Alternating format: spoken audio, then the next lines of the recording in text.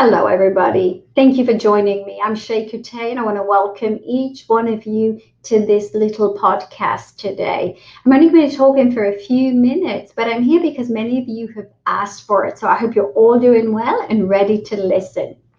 You've all been asking me for information to do with investing and saving and retirement planning and tax planning, things of that nature. And so that's what I'm here in response to you.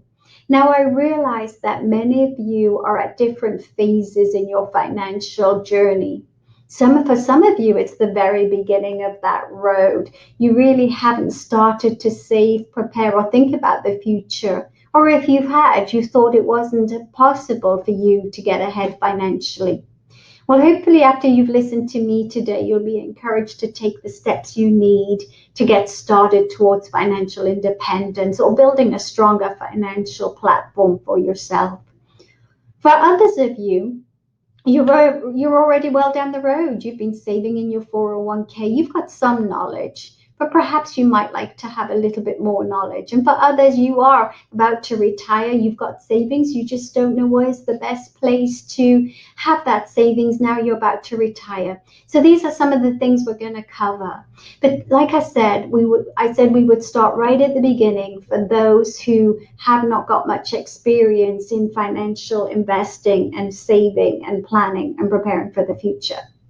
So what I want to say is the first step, if you're ever going to get ahead financially, is the first rule you're going to have to follow is you must always live below your means.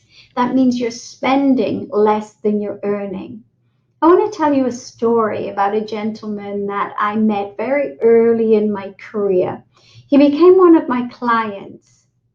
And as he came into my office and I reviewed his situation, he was about to retire and he wanted to make sure he had sufficient assets and had a good, reliable income plan.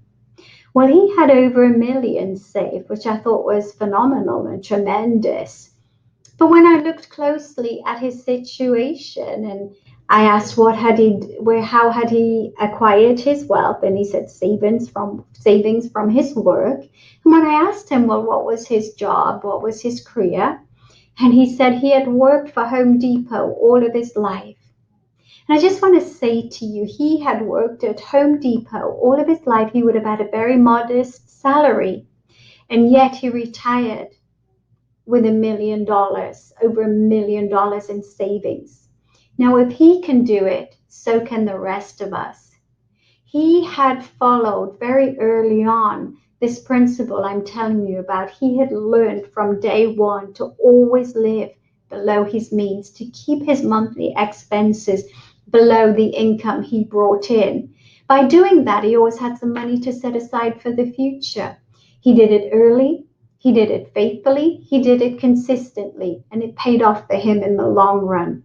You see, the truth is you could earn over $100,000, but if you're spending $110,000 a year, you're going backwards, not forwards. So you get the point? You've just got to be making step forward, and the way to make a step forward is to always live below your means. So that's the first nugget I want to tell you. So if you're not doing that, I'm going to encourage you to do that. Now, how are you going to know if you are or not? You've really got to begin to get into the mindset of assigning or naming your dollars.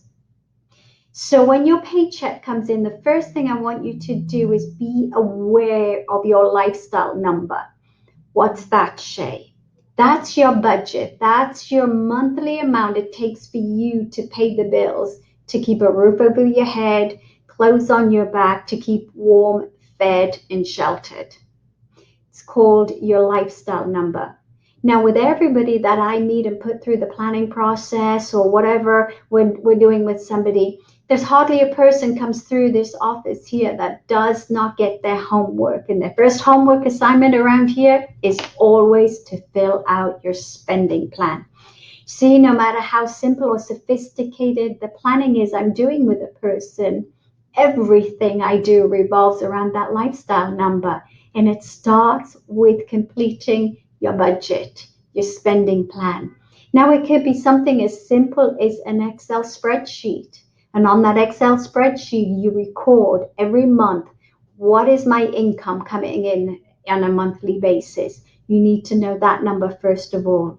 Then after that, you're going to list line by line by line the items that you're paying out every month: the mortgage, the rent, the car payment, the credit card debt, utilities, electricity, water, gas. What are you putting in the car to run the car? Insurances, medical insurance, car insurance. Do you have a garden bill? Do you have a pest control bill?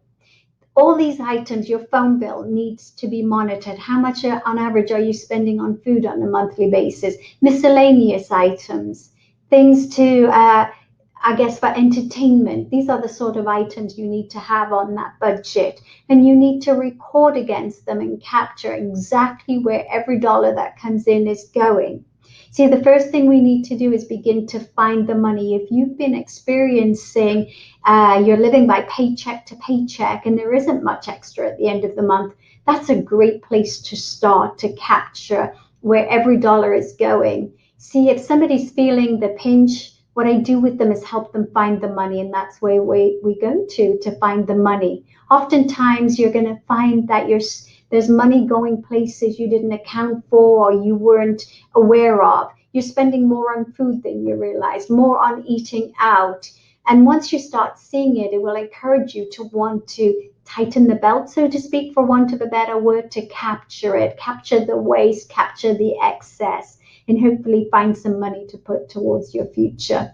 So for those of you just beginning, that's the first place to start. I would encourage you to start filling out your spending plan, your personal budget. Know what comes in, know what goes out, and start finding the money. And then with the extra that we can find on a monthly basis, that's what we capture to begin to apply to our future. Now, that's all I'm going to start with for today. For some of you, that's just a bit too basic, but for others of you, it's going to make the difference between you being able to get ahead financially or not. So I strongly encourage you to do it. Be aware of your lifestyle number. If you want a simple template to use, call our office. We'll send it to you, or you can just Google it. Just do a Google search. You'll find a document or a template you can download. So I encourage you all to do that. Next time we get together, I'm going to tell you the next step for getting ahead towards financial independence.